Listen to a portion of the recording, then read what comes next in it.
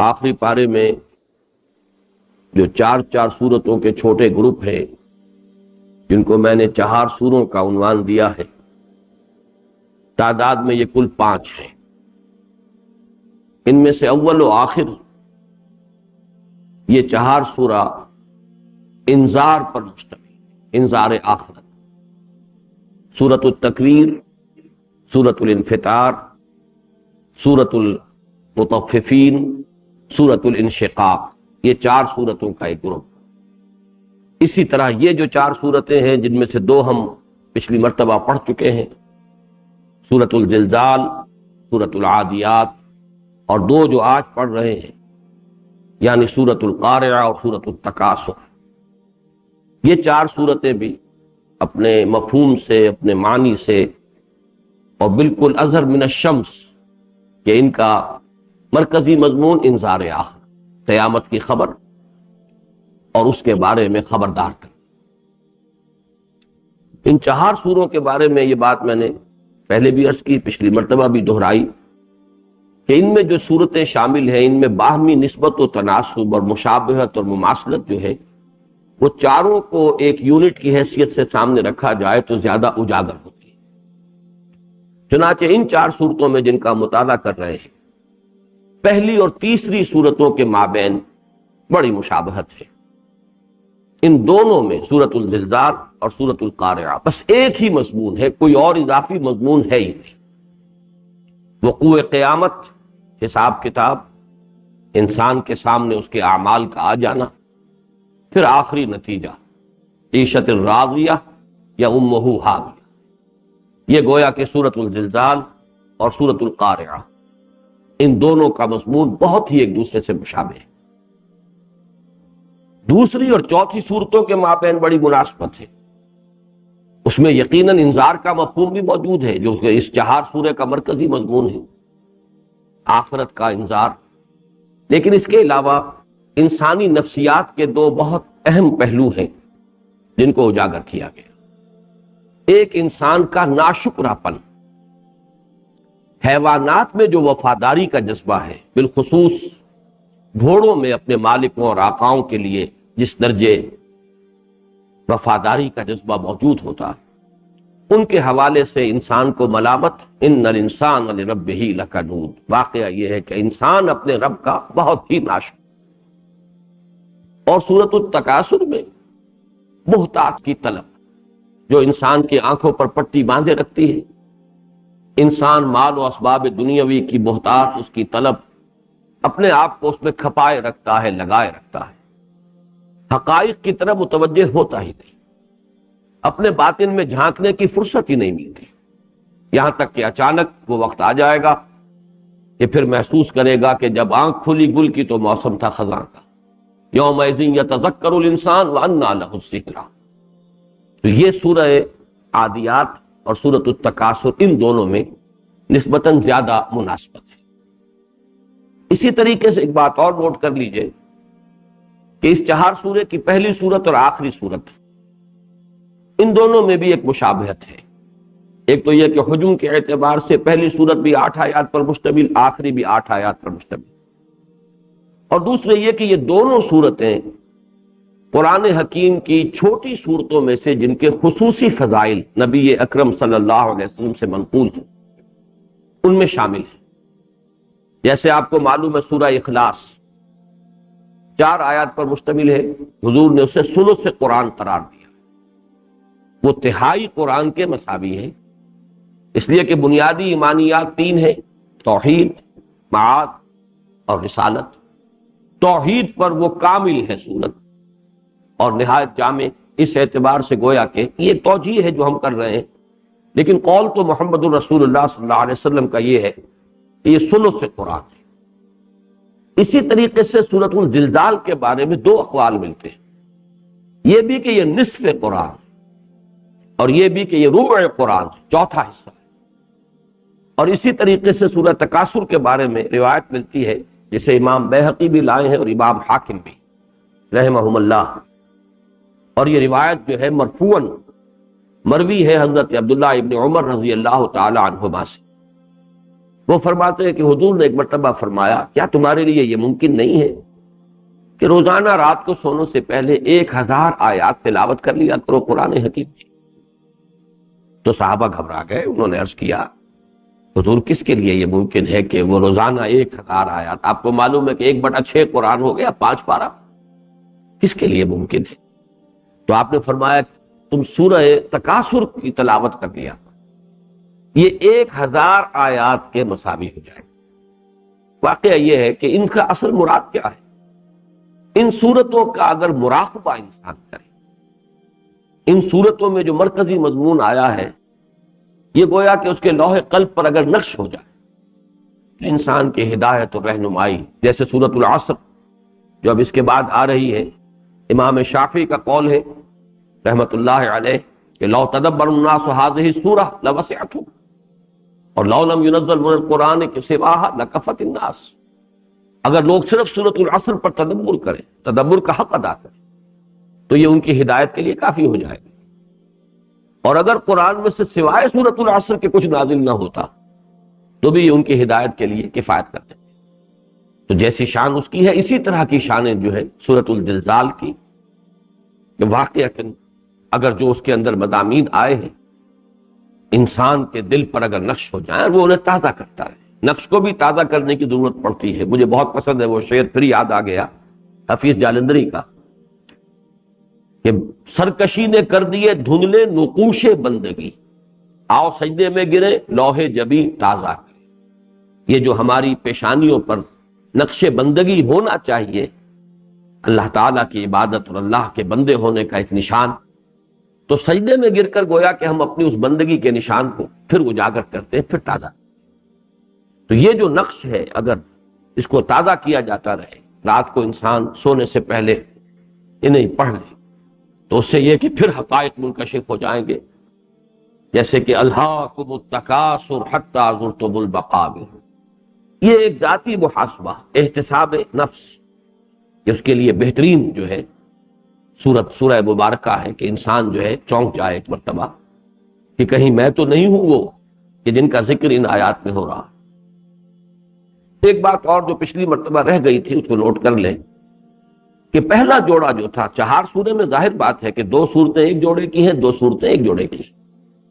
پہلے جوڑے کے مابین، پہلے جوڑے کی 2 صورتوں کے مابین جو مناسبت ہے وہ 2 اعتبارات سے۔ سورۃ الزلزال میں فرمایا وَأَخْرَجَتِ الْأَرْضُ أَثْقَالَهَا، اور زمین نکال پھینکے گی اپنے تمام بوجھ، جو کچھ اس کے اندر ہے۔ یہی مضمون اب عکسی ترتیب ہے، وہاں وہ ہے معروف اور یہاں مجہول۔ وَإِذَا الْقُبُورُ بُعْثِرَتْ، جبکہ قبریں تلپٹ کر دی جائیں گی اور ان میں سے نکال لیا جائے گا جو کچھ کہ ان کے اندر دفن ہے۔ اسی طریقے سے وہاں فرمایا یومئذ یصدر الناس اشتاتا لیروا اعمالهم، اس دن لوگ نکلیں گے مختلف گروہوں میں یا علیحدہ علیحدہ ایک ایک کر کے، تاکہ دکھلا دیے جائیں ان کے اعمال، ان کے سامنے آ جائیں۔ من یعمل مثقال ذرۃ خیرا یرہ ومن یعمل مثقال ذرۃ شرا یرہ۔ اب اس میں اعمال کا ظاہر مراد ہے، نیکی جو ظاہر کے اعتبار سے نیکی تھی میں تو اسے نیکی ہی سمجھ رہا ہوں، وہ بھی میرے سامنے آ جائے گی، اور کوئی برائی جو ظاہر کے اعتبار سے برائی تھی اور اسے میں بھی چاہے مجھ سے اس کا ارتکاب ہو گیا ہو لیکن میں بھی اسے برائی سمجھ رہا ہوں، وہ بھی میرے سامنے آ جائے گی۔ لیکن اسی کا ایک اور انٹرنل ڈائمنشن ہے، اس کی ایسوٹیرک ایلیمنٹ ہے کہ ایک ہے اعمال کا ظاہر، ایک ہے اس کی نیت ہے، انما الاعمال بالنیات۔ تو سورۃ العادیات میں اس کا ذکر ہے وَحُصِّلَ مَا فِي الصُّدُورِ، صرف اعمال کے ظاہر کے اعتبار سے فیصلے نہیں ہوں گے، حاصل کر لیا جائے گا، نکال لیا جائے گا جو کچھ کے سینوں میں دفن تھی، جو نیتیں تھیں، جو ارادے تھے، جو انٹینشنز تھے، ان کے حساب سے در حقیقت اعمال کا فیصلہ ہوگا۔ گویا کہ ہو سکتا ہے کہ تمام نیک اعمال 0 سے ضرب کھا کر 0 ہو جائیں، جیسے کہ قرآن حکیم میں 3 مقامات پر جو ہے بہت ہی حسرتناک نقشہ کھینچا گیا ہے۔ کچھ لوگ ہوں گے قیامت کے دن جو اپنی نیکیوں پر بڑا تکیہ کیے ہوئے ہوں گے، ہم نے بڑے نیک کام کیے، بڑے فاؤنڈیشنز ہم نے چلائے، بڑے ادارے قائم کیے، یتیموں کے لیے، بیواؤں کے لیے، اور بڑے خدمت خلق کے کام کیے، نمازیں پڑھی، روزے رکھے، تو بڑے وہ پر امید ہوں گے، اور قیامت کے دن جب ان کے اعمال ان کے سامنے آئیں گے تو لپکیں گے کہ یہ ہماری نیکیاں ہیں۔ لیکن چونکہ وہ ریاکارانہ نیکیاں ہوں گی، ان کے پشت پر حقیقی ایمان، صرف اللہ کی رضا جوئی، صرف اخروی ثواب ان کا مقصود نہیں تھا، بلکہ دنیاوی شہرت، ریاکاری، ریا اور سمعہ، یہ وہ چیزیں ہیں کہ اگر یہ تھی نیت تو زیرو سے ضرب کھا کر وہ تمام اعمال زیرو ہو جائیں گے، اور جو حسرت اس وقت طاری ہوگی لوگوں پر، اس کا نقشہ کھینچا گیا ہے سورہ ابراہیم میں۔ مثل الذین کفروا بربہم اعمالہم کرماد اشتدت بہ الریح فی یوم عاصف لا یقدرون مما کسبوا علی شیء۔ وہ لوگ کہ جو ایمان حقیقی سے محروم رہے تو ان کے جو اعمال ہوں گے ان کا حال یہ ہوگا جیسے راکھ کا ڈھیر ہوتا ہے کہ ایک تیز جھکڑ آتا ہے، ہوا چلتی ہے، اس ریت کو، اس راکھ کو اس نے اڑا دیا، ختم، اس کا وجود نہیں رہا۔ اب وہ تو سمجھتے تھے بڑی نیکیاں کر کے ہم لائے، بڑے ہمارے اونچے اعمال ہیں، لیکن وہاں کچھ نہیں ہوگا، بس پہلے تو ڈھیر نظر آئے گا، لیکن یہ کہ ایک ہوا کا جھونکا آئے گا اور وہ راکھ جو ہے اڑ جائے گی۔ اب انہیں کوئی بھی اختیار حاصل نہ ہوگا اپنے ان اعمال پر، یعنی ان میں سے کسی کا کوئی اجر و ثواب انہیں نہیں ملے گا۔ پھر سورۃ النور میں فرمایا والذین کفروا اعمالہم کسراب بقیعۃ یحسبہ الظمآن ماء حتی اذا جاءہ لم یجدہ شیئا ووجد اللہ عندہ فوفاہ حسابہ واللہ سریع الحساب۔ یہ لوگ جو حقیقی ایمان سے محروم تھے، ریاکارانہ نیکیاں کرتے رہے، دنیا میں یا تو قانوناً بھی کافر تھے یا ویسے کہنے کو مسلمان تھے، لیکن ایمان حقیقی سے، دل والے ایمان سے، قلبی تصدیق والے ایمان سے محروم۔ جب وہ قلبی تصدیق والا ایمان نہیں ہے تو پھر اعمال جو ہے، نیکیاں جو ہیں، وہ ریاکاری کے تحت ہی ہوں گی۔ ان کے اعمال سراب کے مانند ہوں گے، جن کو پیاسا سمجھتا ہے پانی، ایک صحرا ہے، لقودق چٹیل میدان ہے، اور پیاس سے ایک شخص برا جا رہا ہے، اسے دور پانی نظر آتا، اسی کو آپ سراب کہتے ہیں، مراج۔ اب وہ بھاگتا ہے، دوڑتا ہے آخری وقت تک، چاہے گھسٹتا ہے، لیکن جیسے جیسے آگے بڑھتا ہے پانی تو نہیں ملتا، وہ تو اور پیچھے ہٹتا چلا جاتا ہے سراب۔ یہاں نقشہ کھینچا گیا ہے، انہیں اپنے وہ اعمال سراب کے مانند نظر آئیں گے قیامت کے دن، لپکیں گے ادھر، لیکن جب پہنچیں گے تو کچھ نظر نہیں آئے گا، کوئی نیکی نہیں، یہ تو سراب تھا، حقیقت تھی ہی نہیں۔ ہاں اللہ کو موجود پائیں گے جو ان کا حساب چکاتے، اللہ کو حساب چکاتے دیر نہیں لگتی، یعنی زیرو سے ضرب کھا کر وہ تمام اعمال زیرو ہو گئے۔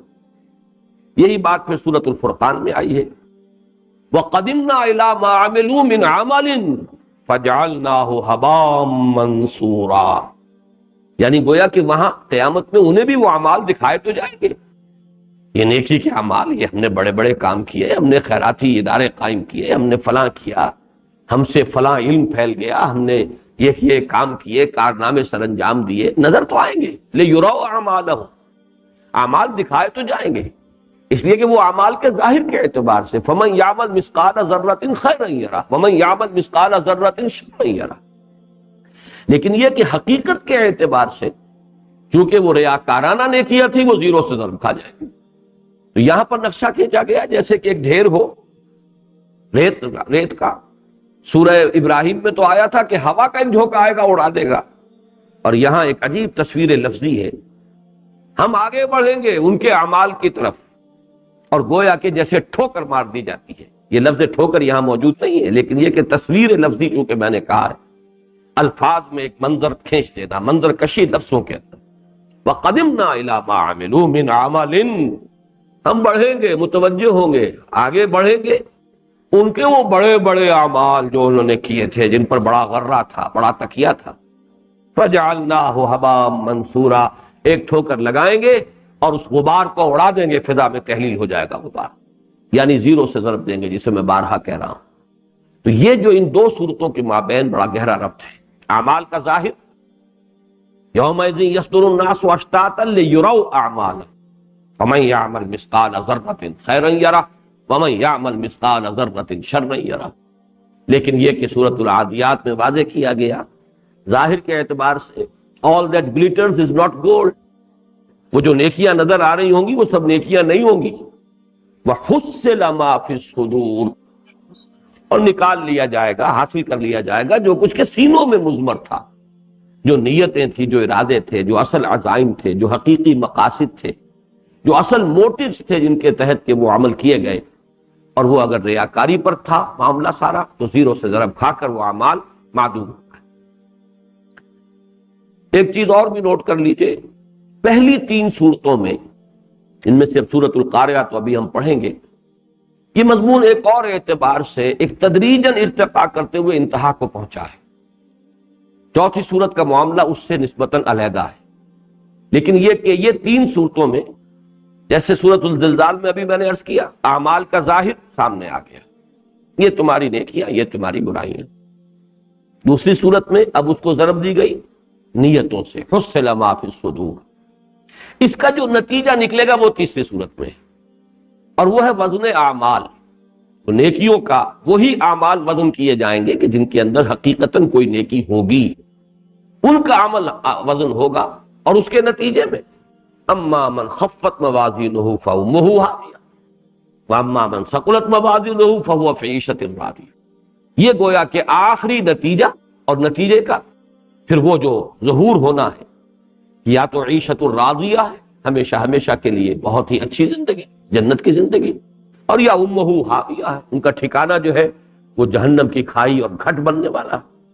یہ انتہا کو پہنچا معاملہ سورۃ القارعہ. یہ ایک ترتیب ہے.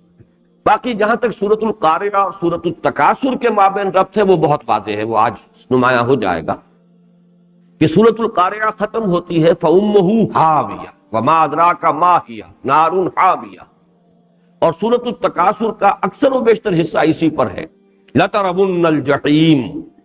ابھی تو یہ حاویہ کی خبر ہم تمہیں دے رہے ہیں، ابھی تو تمہیں اس کو ایمان بالغیب کے درجے میں ماننا ہے یا علم الیقین کے درجے میں ماننا ہے. اگر مان لو گے تو عافیت ہوگی، نہیں مانو گے لَتَرَوُنَّ الْجَحِيمَ ثُمَّ لَتَرَوُنَّهَا عَيْنَ الْيَقِينِ. بالآخر تو وقت آ کر ہی رہے گا کہ اسے اپنی آنکھوں سے دیکھنا، چشمے سر سے دیکھے، وہ حقیقت بن کر تمہارے سامنے آ جائے گا. جیسے کہ سورۃ الفجر میں فرمایا یومئذ یتذکر الانسان وانیٰ لہ الذکریٰ. اب اس روز آنکھ کھلے گی، انسان چیتے گا، حقیقت منکشف ہو جائے گی، لیکن اس روز کا چیتنا، اس روز کا حقیقت پر متنبہ ہونا کیا فائدہ دار ہے؟ اس کا کوئی فائدہ نہیں. انیٰ لہ الذکریٰ، اب اس سبق حاصل کرنے کا حاصل کیا. تو یہ ربط جو ہے سورۃ القارعہ اور سورۃ التکاثر کا یہ بہت نمایاں ہے. اب آئیے ہم سورۃ القارعہ کا مطالعہ شروع کر رہے ہیں. القارعہ، وہ کھڑ کھڑانے والی یا وہ ٹھونکنے والی. قرع کا لفظ آتا ہے عربی زبان میں کسی شے پر دوسری شے کو زور سے مارنا. جب آپ کوئی کیل ٹھونکتے ہیں، اگر دیوار بھی ذرا مضبوط ہے، اس میں آپ کو کوئی کیل ٹھونکتی ہے تو بار بار ضرب لگاتے ہیں اور اس سے ایک آواز بھی نکلتی ہے. تو کسی شے کو کسی دوسری شے پر ضرب شدید کی صورت میں مارنا، اس سے آواز نکلتی ہے. تو یہ کھڑ کھڑانا. اسی طریقے سے دروازے پر دستک، یہ بھی قرع، اس لیے کہ رات کو فرض کیجئے بہت غفلت کا وقت ہے اور دروازہ پیٹ رہا ہے کوئی شخص، تو یہ بھی قرع، اس لیے کہ ہاتھ سے دروازے کے اوپر ضرب لگائی جاتی. القارعہ، یہ لفظ جو ہے قرآن مجید میں اس مادے سے کل 5 مرتبہ لفظ آیا ہے، یہ جس میں سے 3 مرتبہ تو اسی جگہ آ گئے. القارعہ القارعہ وما ادراک ما القارعہ. یہ نوٹ کر لیجئے، جیسے پچھلی 2 صورتوں کے بارے میں نے عرض کیا تھا کہ سورۃ الزلزال 3 صورتیں جو ہیں وہ پہلے 4 سورے کی اسی انداز میں شروع ہوئی تھی. اذا الشمس کورت وَإِذَا النُّجُومُ انْكَدَرَتْ، دوسری صورت اذا السماء انفطرت، تیسری صورت اذا السماء انشقت. یہ اس سلسلے کی گویا کہ چوتھی صورت ہے اذا زلزلت الارض زلزالها. اسی طرح میں نے عرض کیا تھا والعادیات ضبحا فالموریات قدحا. اس اسلوب سے شروع ہونے والی قرآن کی 5 صورتیں ہیں، ان میں سے 4 آ چکی، یہ آخری اور 5ویں صورت ہے. والصافات صفا والذاریات ذروا والمرسلات عرفا والنازعات غرقا والعادیات ضبحا. اسی طرح یہ نوٹ کر لیجئے کہ سورۃ القارعہ بھی 2 صورتیں ہیں جو بالکل بعین ہی ایک ہی انداز میں شروع.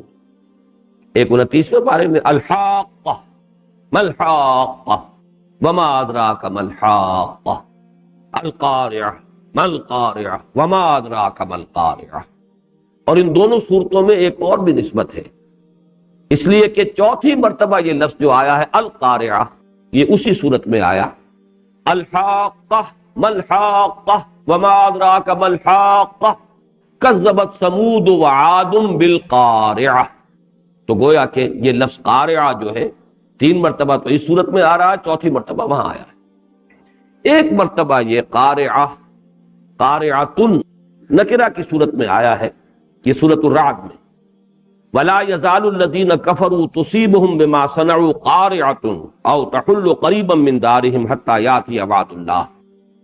وہاں یہ ایک نکرہ کی صورت میں آیا ہے، کوئی تکلیف جس کو کہ سورہ سجدہ میں کہا گیا ہے وَلَنُذِيقَنَّهُم مِّنَ الْعَذَابِ الْأَدْنَىٰ دُونَ الْعَذَابِ الْأَكْبَرِ. بڑے عذاب کا وقت آنے سے پہلے پہلے ان پر چھوٹے چھوٹے عذاب آتے رہیں گے. ان چھوٹے عذابوں کو بھی قارعۃن سے تعبیر کیا گیا، اس لیے کہ جو تکلیف بھی آتی ہے، تکلیف سماوی ہو، کوئی عرضی ہو، کوئی حادثہ ہو، کوئی اسی طریقے سے مصیبت عرضی و سماوی ہو، تو وہ بھی کھڑکھڑا دیتی ہے، ایک مرتبہ چونکا دیتی ہے، جگا دیتی ہے. تو نکرہ کی صورت میں بھی یہ لفظ آیا ہے سورہ رعد. باقی یہ کہ یہاں پر نحوی اعتبار سے 2 رائے ہیں. ایک تو یہ کہ القارعہ مبتدا ہے اور خبر محذوف ہے آتیتن، وہ کھڑکھڑانے والی آ کر رہے گی، اس کے بارے میں کوئی شک و شبہ نہیں. اور ایک یہ کہ اصل میں یہ جملہ خبریہ ہے لیکن فعلیہ، اس سے پہلے فعل محذوف ہے. لتأتین القارعہ، یقیناً وہ قارعہ آ کر رہے. بہرحال یہ اسلوب ہے قرآن مجید کا کہ محذوف جو ہے اس کے اندر بلکہ ایک طرح کی اور فصاحت پیدا ہوتی ہے کہ انسان جو ہے ساری توجہ اسی لفظ پر مرکوز کر دے.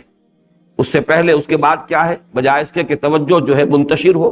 القارعہ، وہ کھڑکھڑانے والی، وہ ٹھونکنے والی. مل قارعہ، کیا ہے وہ کھڑکھڑانے والی، کیا ہے وہ ٹھونکنے والی.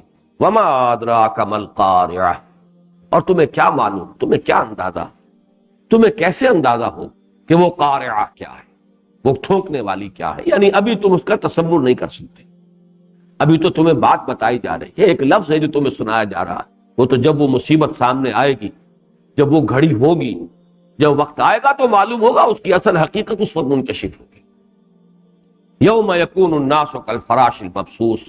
اب اس سے پہلے کہ ہم آگے بڑھیں، یہ قارعہ سے مراد ظاہر بات ہے کہ قرآن مجید میں وقوع قیامت کے لیے جو الفاظ آئے ہیں ان میں سے ایک بڑی زوردار آواز، تیز آواز، کھڑکھڑانے والی آواز، تباہی بھی اسی سے آئے گی، ہلاکت بھی اسی سے ہوگی، جس کے لیے کہ زیادہ تر تو لفظ آیا ہے نفخ فی الصور، نفخہ صور، صور میں پھونکا جائے گا. حضرت اسرافیل علیہ الصلوۃ والسلام وہ زور سے پھونک مارے. یہی نفخہ صور جو ہے یہی لوگوں کی ہلاکت کا سبب بنے گا. یہی نفخہ صور جو ہے پھر بعث بعد الموت کا سبب بنے گا. تو 2 نفخے تو قرآن مجید میں سورہ زمر کی ایک آیت سے ایک مقام جو ہے اس کے آخری حصے میں، اس میں بالکل بات ہے. وَنُفِخَ فِي الصُّورِ فَصَعِقَ مَن فِي السَّمَاوَاتِ وَمَن فِي الْأَرْضِ إِلَّا مَن شَاءَ اللَّهُ ثُمَّ نُفِخَ فِيهِ أُخْرَىٰ فَإِذَا هُمْ قِيَامٌ يَنظُرُونَ. پھر اس میں ایک مرتبہ پھر پھونک ماری جائے گی تو وہ کھڑے ہوں گے اچانک دیکھتے ہوئے. تو گویا کہ یہ 2 نفخے جو ہیں یہ تو نص قرآنی سے ثابت ہے، ان کے مابین وقفہ ہوگا. ایک سے وہ قیامت اس معنی میں الساعہ، نفخہ ساعہ ہے، جس سے کہ ایک ہلاکت طاری ہو جائے گی تمام ذی حیات جتنی بھی ہستیاں ہیں. اور پھر کتنا وقفہ ہوگا یہ ہم نہیں جانتے، ہو سکتا ہے سینکڑوں سال ہو، ہزاروں سال ہو، واللہ اعلم. اس کے بعد آئے گا پھر وہ نفخہ ثانیہ، اور اس کے بعد جو ہے وہ نفخہ بعث ہے، لوگوں کو ان کی قبروں سے نکل آئیں گے، اٹھا لیا جائے گا. لیکن جیسا کہ میں نے پہلے بھی عرض کیا تھا، قرآن مجید میں ایک اور نفخہ بھی ثابت ہے، اور وہ نفخہ جو ہے نفخہ فزع. وَيَوْمَ يُنفَخُ فِي الصُّورِ فَفَزِعَ مَن فِي السَّمَاوَاتِ وَمَن فِي الْأَرْضِ. سورۃ النمل آیت 87. جب سور میں پھونکا جائے گا تو گھبراہٹ طاری ہو جائے گی سب پر، جو بھی آسمانوں میں ہوں گے اور جو بھی زمین میں ہوں گے. لہذا علماء نے اب ان نفخہ سور کو 3 مراتب میں تقسیم کیا۔ نفخہ فضا، پہلی مرتبہ جب سور میں پھونک ماری جائے گی تو گھبراہٹ طاری ہو جائے گی، ہول طاری ہو جائے گی، ایک ہلچل ہو جائے گی، زلزلہ آئے گا۔ یہ ہے جس کو کہ زلزلۃ الساعہ کہا گیا ہے سورہ حج کے شروع میں، جو میں نے پچھلے درس میں بھی جس کا حوالہ دیا تھا۔ یا ایھا الناس اتقوا ربکم ان زلزلۃ الساعۃ شیء عظیم یوم ترونها تذهل كل مرضعة عما ارضعت وتضع كل ذات حمل حملها وترى الناس سکارى وما هم بسکارى ولكن عذاب الله شدید۔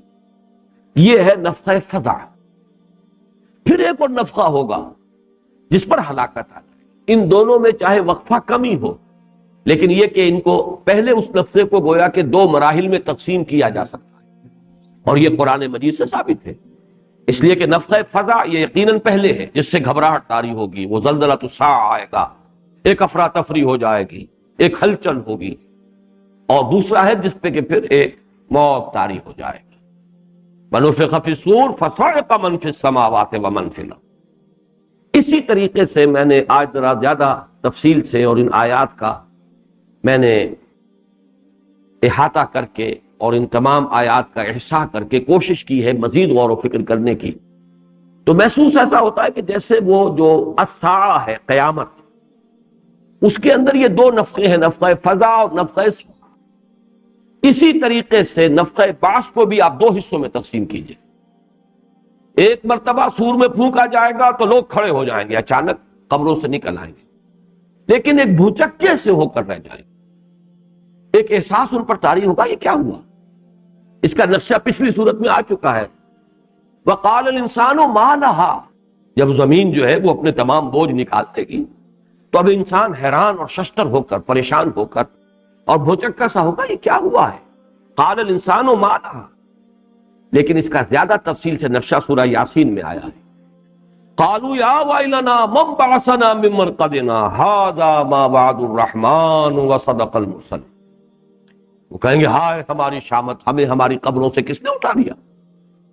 اور پھر اچانک کہیں گے ہائے معلوم ہوا یہ ہے وہ دن جس کا کہ وعدہ کیا تھا رحمان نے، آ گئی وہ شامت ہماری، اور آج حقیقت منکشف ہو گئی۔ صدق المرسلون، رسولوں نے جو کچھ کہا تھا سچ کہا۔ ہم تو ڈھکوسلا ہی سمجھتے رہے، ہم سمجھتے رہے کہ ویسے ہی دھونس جما رہے، باتیں بنا رہے، صرف ہمیں ذرا دھمکانے کے لیے کچھ چیزیں گھڑ لی گئی۔ ھذا ما وعد الرحمن وصدق المرسلون، وہ بات تو سچی نکلی، جو کچھ کہا تھا رسولوں نے وہ سچ نکلا، یہ ہے وہ جس کا وعدہ کیا۔ تو یہ کتنا ہی تھوڑا سا وقت ہو، لیکن یہ کہ ایک یہ کیفیت جو ہے بھوچکا اور حیران و ششدر ہونے کی، یہ انسان پر طاری ہو۔ اور اس کے بعد ایک نقشہ کھینچا گیا ہے قرآن مجید کے متعدد مقامات پر، پھر کوئی آواز آئے گی، اسے صیحہ بھی کہا گیا ہے، زجرہ بھی کہا گیا ہے۔ فَإِنَّمَا هِيَ زَجْرَةٌ وَاحِدَةٌ فَإِذَا هُمْ بِالسَّاهِرَةِ وَإِنْ كَانَتْ إِلَّا صَيْحَةً وَاحِدَةً، فرمایا گیا کہ وہ صرف ایک صیحت ہوگی، فَإِذَا هُمْ جَمِيعًا لَدَيْنَا مُحْضَرُونَ۔ اور سورہ قمر میں نقشہ کھینچا گیا ہے، یوم یدعو الداعی الی شیء نکر اور مہطعین الی الداع، کوئی پکارنے والا کسی طرف سے پکارے گا، ایک آواز کسی طرف سے آئے گی، اور اس پکار پر سب دوڑ پڑیں گے اپنی اپنی قبروں سے جو نکلے ہیں اچانک، جو بھوچکے ہو کر رہ گئے ہیں، پھر وہ دوڑیں گے۔ اور اس دوڑ کا نقشہ قرآن مجید میں کئی مقامات پر آیا ہے۔ سورۃ المعارج میں آیا ہے یخرجون من الاجداث سراعا کانہم الی نصب یوفضون، اپنی قبروں سے نکل کر ایسے دوڑیں گے جیسے کہ کوئی نشانی ہے اور اس کی طرف کوئی نشان لگا ہوا ہے، اور مسابقت کر رہے ہیں، ایک دوسرے سے آگے نکلنے کی کوشش کر رہے ہیں، جیسے دوڑ کا مقابلہ ہوتا ہے۔ اسی طریقے سے جیسے کہ میں نے ابھی سورہ قمر کی آیت آپ کو سنائی، یوم یدعو الداعی الی شیء نکر خش عن ابصارہم یخرجون من الاجداث کانہم جراد منتشر مہطعین الی الداع، کوئی پکارنے والا ہے جس کی پکار پر کشاں کشاں بے اختیار ہو کر بے تابانہ انداز میں دوڑیں گے ادھر۔ یہ ہے وہ دوسرا مرحلہ جس کو ہم کہہ سکتے ہیں کہ یہ ہے نفخہ حشر، نفخہ بعث اور نفخہ حشر، یہ 2 حصوں میں تقسیم ہوگا۔ وہ دوسرا نفخہ، پہلا نفخہ بھی 2 حصوں میں تقسیم ہوا، ایک ہے نفخہ فزع، گھبراہٹ کا نفخہ جس پر گھبراہٹ، ہلچل اور ایک زلزلہ آئے گا، زلزلۃ الساعہ، اور دوسرا نفخۃ الصاعق، فَإِذَا نُفِخَ فِي النُّورِ فَصَعِقَ مَن فِي السَّمَاوَاتِ وَمَن فِي الْأَرْضِ، پھر وہ بے ہوش ہو کر گر جائیں گے، موت طاری ہو جائے گی۔ اسی طرح نفخہ بعث، جبکہ وہ قبروں سے اچانک نکل کر کھڑے ہو جائیں گے، فَإِذَا هُمْ قِيَامٌ يَنظُرُونَ وَأَشْرَقَتِ الْأَرْضُ بِنُورِ رَبِّهَا، یہ سورہ زمر میں نقشہ کھینچا گیا۔ اور دوسرا یہ کہ جب پھر ایک اور نفخہ ہوگا، صیحہ، فَإِنَّمَا هِيَ زَجْرَةٌ وَاحِدَةٌ فَإِذَا هُمْ بِالسَّاهِرَةِ فَإِذَا نُقِرَ فِي النَّاقُورِ فَذَلِكَ يَوْمَئِذٍ يَوْمٌ عَسِيرٌ۔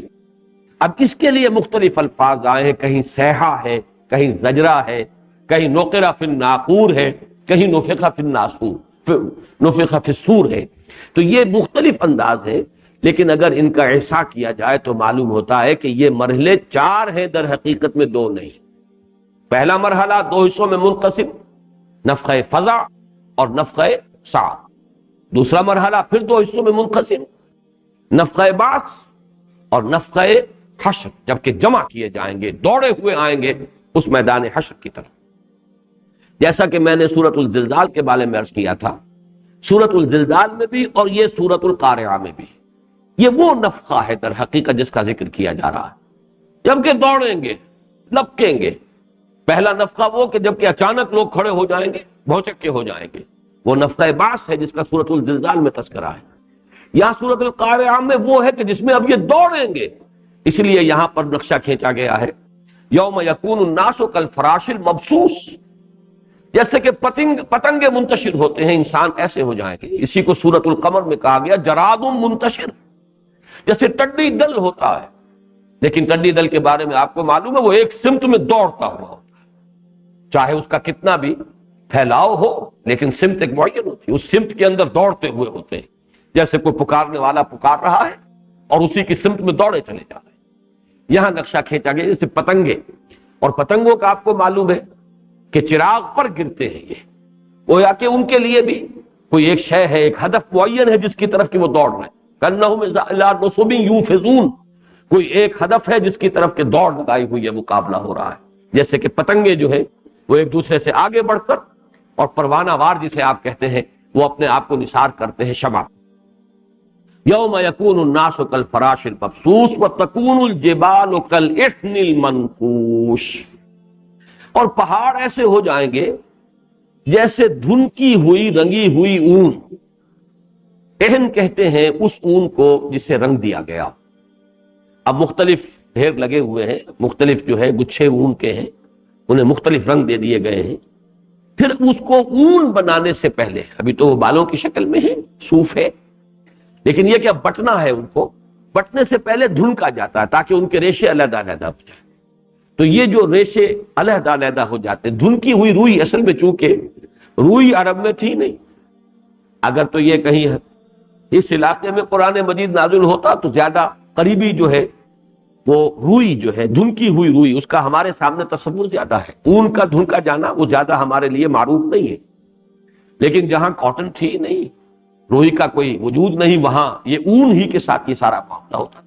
صوف جو ہے اسی کو پہلے وہ رنگتے تھے، پھر اس کو وہ دھنکتے تھے، پھر جب ریشے علیحدہ علیحدہ ہو گئے اب ان کو پٹتے تھے تو وہ اون کی شکل بنتی تھی، اس سے اب کپڑا بنائیے، کمبل بنائیے، جو بھی بنائیے۔ پہاڑ ہو جائیں گے جیسے دھنکی ہوئی اون رنگا رنگ کی۔ یہ جو قرآن مجید میں پہاڑوں کا معاملہ جو آیا ہے قیامت کے ضمن میں نے آج طرح وہ مقامات بھی جمع کیے ہیں۔ یہ پہاڑ جو ہے کہیں فرمایا گیا کہ دھنکی ہوئی اون کے مانند ہوں گے، کہیں فرمایا گیا ایسے چل رہے ہوں گے کہ جیسے بادل چلتے ہیں۔ اور آج کے زمانے میں واقعہ یہ ہے کہ جو ہوائی سفر کرتے ہیں ان کو معلوم ہے کہ اس کے لیے بہترین تمثیل جو ہے وہ بادل ہے، اس لیے کہ بادلوں سے جب جہاز گزرتا ہے بادل ہمیں نیچے سے نظر آتا ہے کہ جیسے کوئی سالڈ شے ہے، حقیقت میں تو وہ جہاز ایسے گزرتا ہے کہ بس ایک دھند سی ہے اور کچھ بھی نہیں، اس کے تمام ذرات ایک دوسرے سے کوئی پیوست نہیں ہے آپس میں، بلکہ یہ کہ وہ علیحدہ علیحدہ ہیں، تو بالکل روئی کے گالوں کی طرح، بلکہ روئی کے بھی ریشے جو ہیں آپس میں پیوست ہوتے ہیں، اس طرح علیحدہ نہیں ہوتے کہ ان میں سے کوئی چیز آسانی سے گزر جائے، لیکن یہ تو بہت ہی ایک دوسرے سے دور ایک لطافت کا ایک نقشہ۔ یہ آیات میں سن لیجئے، یہ جو تکون الجبال کالعہن المنفوش جو ہم اس سورہ مبارکہ میں یہ الفاظ پڑھ رہے ہیں، 10 مقامات اور ہیں کہ جن پر قرآن مجید میں یہ نقشہ کھینچا گیا۔ سورۃ الکہف میں فرمایا گیا وَيَوْمَ نُسَيِّرُ الْجِبَالَ وَتَرَى الْأَرْضَ بَارِزَةً وَحَشَرْنَاهُمْ فَلَمْ نُغَادِرْ مِنْهُمْ أَحَدًا، جس دن کہ ہم پہاڑوں کو چلائیں گے اور تم دیکھو گے زمین کو کہ ننگی ہو جائے گی. پہاڑ جو ہے زمین کو ڈھانپے ہوئے ہیں، یہ چلیں گے تو زمین نیچے سے نکل آئے گی، ننگی ہو جائے گی، بوجھ ہٹ جائے گا. سورہ طٰہٰ میں فرمایا وَيَسْأَلُونَكَ عَنِ الْجِبَالِ قُلْ يَنسِفُهَا رَبِّي نَسْفًا فَيَذَرُهَا قَاعًا صَفْصَفًا. اے نبی آپ سے پہاڑوں کے بارے میں پوچھتے ہیں کہ تم کہتے ہو قیامت آئے گی، تو یہ پہاڑوں کا کیا ہوگا؟ تم کہتے ہو زمین چٹیل ہو جائے گی، اذا الارض مدت، زمین کو کھینچ دیا جائے گا.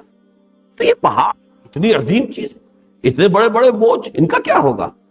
قُلْ يَنسِفُهَا رَبِّي نَسْفًا، کہہ دیجئے میرا رب ان کو ریزہ ریزہ کر دے گا. فَيَذَرُهَا قَاعًا صَفْصَفًا، اور زمین کو بالکل چٹیل صاف میدان بنا کر چھوڑ دے گا. سورۃ النمل میں فرمایا وَتَرَى الْجِبَالَ تَحْسَبُهَا جَامِدَةً وَهِيَ تَمُرُّ مَرَّ السَّحَابِ، اور تم دیکھتے ہو پہاڑوں کو، تم سمجھتے ہو بڑی جامد شے ہے، بڑی ٹھوس شے ہے، بہت ہی پختہ چیز ہے، بڑی مضبوط شے ہے، اور قیامت کے دن تم دیکھو گے یہ ایسے چل رہے ہوں گے جیسے بادل چل. اور مختصر صورت جو آخری صورتیں ہیں، بلکہ نزول کے اعتبار سے ابتدائی صورتیں، چھوٹی چھوٹی آیات جہاں ہیں، ان میں یہ مضمون جو آیا ہے سورۃ الطور میں وَتَسِيرُ الْجِبَالُ سَيْرًا، یہ پہاڑ چلیں گے جیسے کہ چلتا ہے کوئی شے، چلتی ہے، حقیقت کا چلنا، یہ صرف محاورہ نہیں ہے. وَبُسَّتِ الْجِبَالُ بَسًّا وَتَكُونُ الْجِبَالُ كَالْعِهْنِ، سورہ معارج میں یہی اون کا، دھنکی ہوئی اون.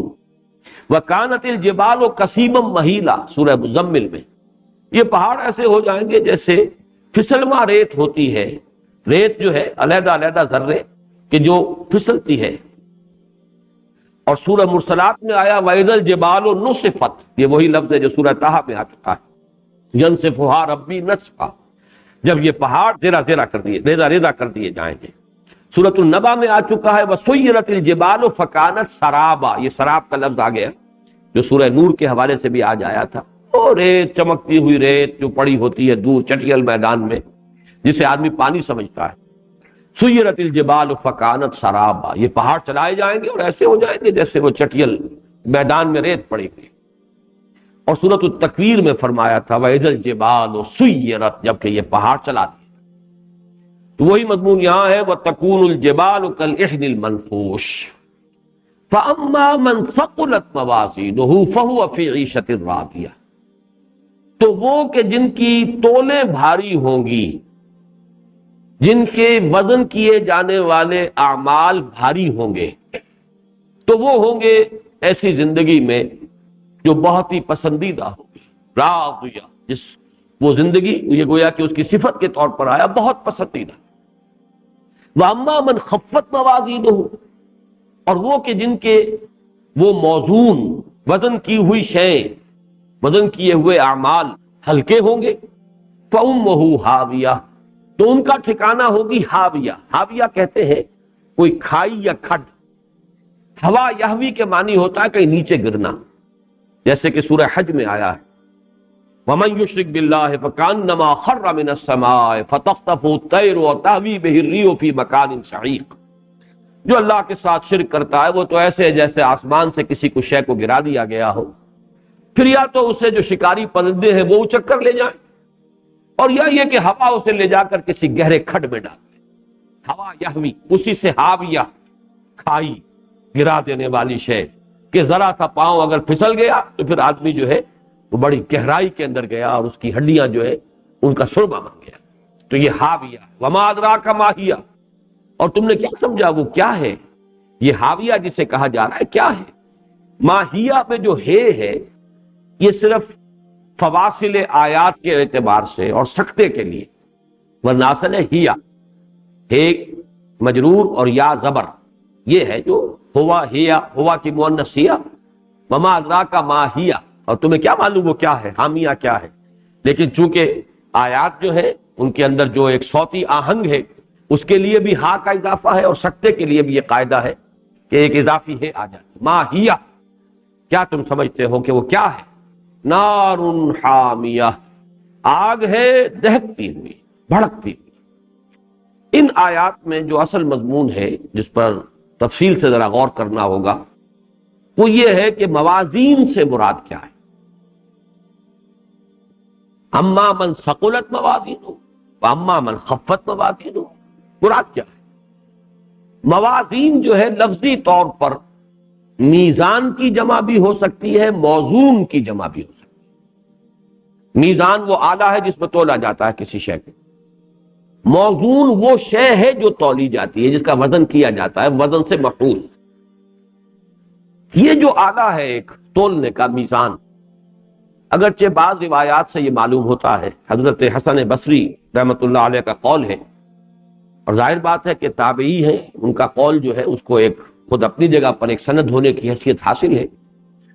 ہو سکتا ہے کہ یہ حضور صلی اللہ علیہ وسلم ہی سے کوئی شے منقول ہوئی ہے، مرفوع نہیں ہے، اور یہ مرسل کوئی بات ہو، اگرچہ یہ کہ اس میں انہوں نے حضور صلی اللہ علیہ وسلم کی طرف اس کو منسوب بھی نہیں کیا۔ عن الحسن، حضرت حسن بصری سے یہ مروی ہے کہ ان کا قول ہے، ہوا میزان لہو کے فتان و لسان وہو بید جبرائیل علیہ الصلوۃ والسلام، وہ میزان ہے قیامت